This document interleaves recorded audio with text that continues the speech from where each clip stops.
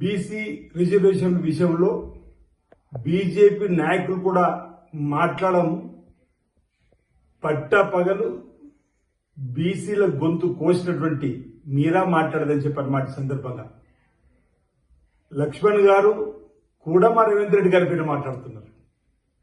బీసీలకు సంబంధించినటువంటి అంశంలో తెలంగాణలో కాంగ్రెస్ పార్టీ ప్రభుత్వం తమ సిద్ధశుద్ధి నిరూపించుకొని అసెంబ్లీలో చట్టాలను కూడా రూపొందించబడి అంటే గవర్నర్ గారి దగ్గరకు పంపించినటువంటి అంశం,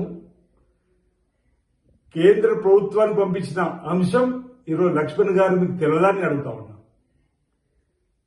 బీజేపీ ఓబీసీ జాతీయ అధ్యక్షులు ఉన్నటువంటి మీరు మన బీసీలకు 42% రిజర్వేషన్ ఇవ్వాలని తెలంగాణ రాష్ట్ర ప్రభుత్వం పంపినటువంటి ఈ బిల్లుల్ని ఆమోదింపజేయడంలో మీ చిత్తశుద్ధిని ఎందుకు ప్రదర్శించలేదని చెప్పనే ప్రశ్న ఏదో మన బీసీలో వస్తున్న వేళ బీజేపీకి సంబంధించిన మీరంతా కూడా బీసీ బిడ్డలు నరేంద్ర మోడీ గారి ముందు ఎందుకు నోరు మెదపలేదని చెప్పిన ప్రశ్న వస్తున్నటువంటి ఉత్పన్నమవుతున్న వేళ ఈరోజు మా రాహుల్ గాంధీ కుటుంబం పైన మాట్లాడుతున్నారు, మా రేవంత్ రెడ్డి గారి పైన మాట్లాడుతున్నారు.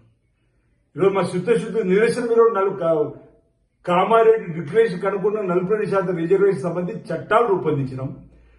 రాజకీయ విద్య ఉద్యోగాలకు సంబంధించిన 2 బిల్లులు, 2018 పంచాయతీ చట్టాలు సవరిస్తూ తీసుకొచ్చినటువంటి ఆర్డినెన్స్, ఇవన్నీ మీకు కనిపిస్తలేవో మీ కళ్ళకే చెప్పండి అడుగుతా ఉన్నా.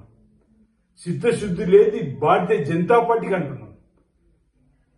అసెంబ్లీలో సయ్యన్నారు చట్టాలు రూపొందించినప్పుడు ఢిల్లీకి పంపించాక నయ అంటున్నారు. ఎందుకు ఈ యూటర్న్ తీసుకుని చెప్పని మా సూటి ప్రశ్నకు ఇప్పటికీ బీజేపీ సమానం చెప్పలేదు. రాహుల్ గాంధీ గారి గురించి, సోనియా గాంధీ గారి గురించి కూడా, గాంధీ కుటుంబం గురించి మీరు మాట్లాడుతున్నారు. త్యాగాల కుటుంబం నుంచి వచ్చినటువంటి వాళ్ళు రాహుల్ గాంధీ గారు, సోనియా గాంధీ గారు. సోనియా గాంధీ గారికి ఒకసారి ప్రధానమంత్రి చేసే అవకాశం వచ్చింది, వదులుకున్నారు. రాహుల్ గాంధీ గారు కూడా ఒకసారి ప్రధానమంత్రి పదవి వస్తే వదులుకున్నటువంటి సందర్భం ఈరోజు మీరు మర్చిపోయారని అడుగుతా ఉన్నా. ఇప్పటికైనా నిజంగా బీజేపీకి బీసీలపైన చిత్తశుద్ధి ఉంటే కేంద్ర ప్రభుత్వమైన ఒత్తిడి తీసుకుని వచ్చి 40% రిజర్వేషన్ ఇవ్వాలని, బీసీలకు తీరని అన్యాయం చేసింది ఏదైనా పార్టీ ఉందంటే అది బీజేపీ అన్నమాట. జంతర్ మంతర్ దగ్గర బీసీ సంఘాలు ధర్నా చేస్తారా? ముఖ్యమంత్రి రేవంత్ రెడ్డి నాయకత్వం, ఉప ముఖ్యమంత్రి, మంత్రులు, ఎమ్మెల్యేలు, ఎమ్మెల్సీలు, ఎంపీలు, రాష్ట్ర కార్యవర్గ చైర్మన్, బీసీ బిడ్డలు అందరూ కూడా 3 రోజులు జంతర్ మంతర్ దగ్గర పడిగాపులు కాసి రాష్ట్రపతి గారి అపాయింట్మెంట్ అడిగితే ఇవ్వని మీరు, ఇప్పించండి మీరు. ఈరోజు ఈ ఎన్నికలకు ముందు ఏదైతే మీరు మాట్లాడుతున్నా సహేతం కాదు.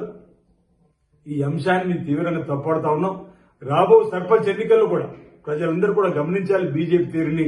వారికి సంబంధించినటువంటి అభ్యర్థులు ఎవరు నిలబడ్డా వారిని ఓడించేటువంటి తీరులో ప్రజానీకం బీసీ బిడ్డ ఉండాలని చెప్పండి. రాబో రోజులు తప్పనిసరిగా బీసీలు 40% రిజర్వేషన్ ను తీసుకొచ్చేటువంటి ప్రయత్నం కాంగ్రెస్ పార్టీ సిద్ధశుద్ధి ఇప్పటికి నిరూపించుకుంది, భవిష్యత్తులో కూడా నిరూపించుకుంటుందని ఈ సందర్భంగా తెలియజేస్తా ఉన్నాను.